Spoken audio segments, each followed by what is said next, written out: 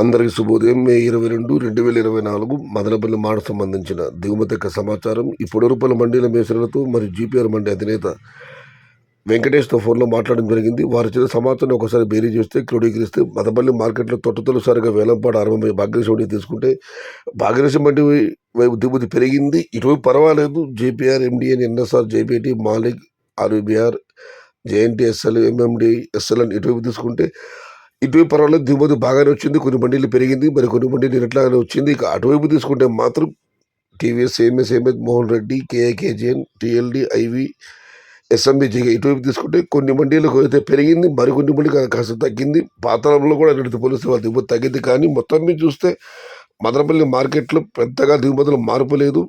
ఇంచుమించుగా స్వల్పంగా నిన్నట్లానే కాస్త అటు ఇటుగా వచ్చింది. మొత్తం మీద చూస్తే భాగ్యదేశం మండీ వైపు పెరిగింది, అటువైపు అయితే కొన్ని మండీలు పెరిగింది, మరి కొన్ని మండీలు తగ్గింది. మొత్తం మీద అయితే దిగుమతి నిన్నట్లాగా ఇంచుమించుగా అలాగే ఉంది. పెద్దగా మార్పు లేదు, భారీగా వ్యత్యాసం లేదు. ఇక మీకు అందరూ తెలిసిందే, ఈ క్వాలిటీలో టమాటాలన్నీ ₹5 దగ్గర నుంచి 7.20, 7.50 టాప్ అండ్ టాప్ అక్కడ మాత్రం పడడం జరిగింది. వాళ్ళతో దిగుమతి స్వల్పంగా అటు ఇటుగానే ఉంది. మరి చూడాలి ధరలు ఎలా ఉంటాయో, ఏ మేరకు ఉంటాయో. ఇది ఈరోజు మదనపల్లి మార్కెట్ సంబంధించిన దిగుమతి యొక్క సమాచారం. నచ్చితే లైక్ చేయండి, షేర్ చేయండి. Please subscribe my channel. భవదీయుడు సయ్యద్ షహతా. జై ఎన్టీఆర్, జై తెలుగు తల్లి.